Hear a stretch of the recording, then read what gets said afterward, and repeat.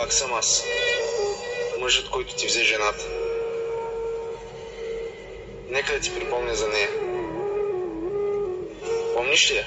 Онази смазаната от теб, жената лутаща се без любов.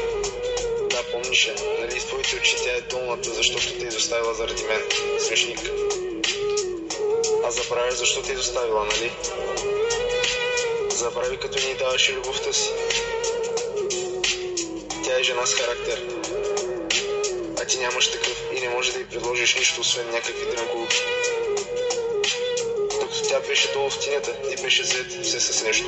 Ами благодаря ти. Аз бях до нея в най-трудните й мигове. Докато ти разбиваш сърцето с безразличие, аз го поправях с ентузиазъм. Подвластна на любовта ми. Обичана по начин, който никога не е била обичана. С мен започна да цъфти като роза. С мен започна да се чувства желана жена. И не само за в леглото. Накарах я да усети женската си вода, без да докосвам. Взех и ума с държанието си на истински мъж. Вкопчих се в ума и станах нейното утро и нейната вечер.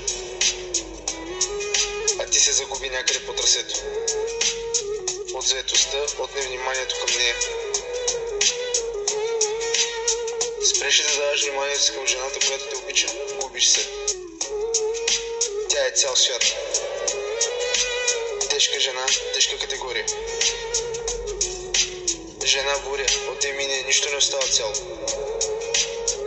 Жена, която е носила безразличието ти на гръб години наред. И не се оплакала никога. Жена, която се е надявала да се промени с времето, но ти така и не се промени. И сега я съдиш, че е избрала да живееш щастливо с човек, който те обича. Нямаш право. Имаше време, в което тя беше само твоя. Дори без да получаваш любовта ти. Но ти си помисли, че тя винаги ще бъде от теб и я подцени. Грешка е, приятел, да подцениш жена с характер. Тя знае какво търси и какво иска от живота. И го намери в мен. Както тя за мен е целият свят, така и аз за нея съм целият свят. Изгубеното парче от пъзела. Красива е, нали? Не беше го забелязал, докато беше с теб. Знаеш ли каква е причината да е толкова красива? Нека ти кажа.